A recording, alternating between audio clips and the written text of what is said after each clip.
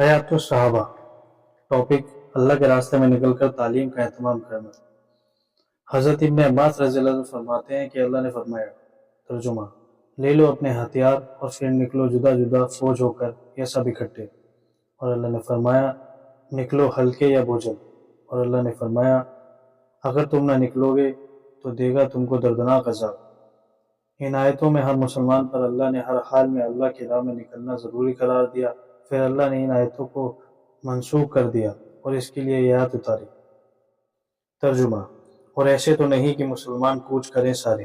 اس آیت میں اللہ فرما رہے ہیں کہ کبھی ایک جماعت حضور صلی اللہ علیہ وسلم کے ساتھ لڑائی میں جائے اور ایک جماعت گھروں میں ٹھہری رہے، اور کبھی ایک جماعت حضور صلی اللہ علیہ وسلم کے ساتھ گھروں میں ٹھہرے رہے اور ایک جماعت آپ کے بغیر اللہ کے راستے میں لڑائی کے لیے چلی جائے تو حضور صلی اللہ علیہ وسلم کے ساتھ ٹھہر جائے۔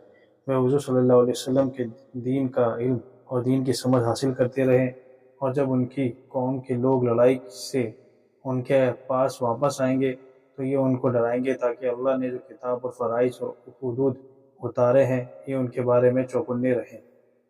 حضرت احوص بن حکیم بن عمیر انسی رحمۃ اللہ علیہ فرماتے ہیں کہ حضرت عمر رضی اللہ عنہ نے فوجوں کے امیروں کو یہ خط لکھا کہ دین میں سمجھ حاصل کرتے رہو، کیونکہ اب اسلام پھیل گیا ہے اور سکھانے والے اب بہت ہیں، اس لیے اب جہالت کوئی عذر نہیں رہا۔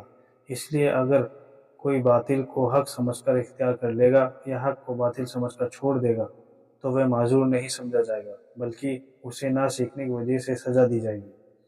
حضرت حطان بن عبداللہ رقاشی فرماتے ہیں کہ ہم لوگ حضرت ابو موسیٰ اشعری رضی اللہ عنہ کے ساتھ ایک فوج میں دجلہ ندی کے کنارے پڑاؤ ڈالے ہوئے تھے۔ اتنے میں نماز ظہر کا وقت ہو گیا تو مؤذن نے ظہر کی نماز کے لیے اذان دی۔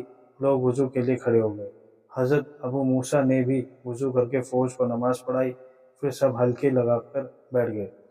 پھر جب عصر کا وقت آیا تو مؤذن نے عصر کی اذان دی، سب لوگ پھر وضو کرنے کے لیے کھڑے ہو گئے۔ اس پر حضرت ابو موسیٰ نے اپنے مؤذن سے کہا کہ یہ اعلان کر دو، اے لوگو غور سے سنو، صرف وہی آدمی وضو کرے جس کا وضو ٹوٹ گیا ہو۔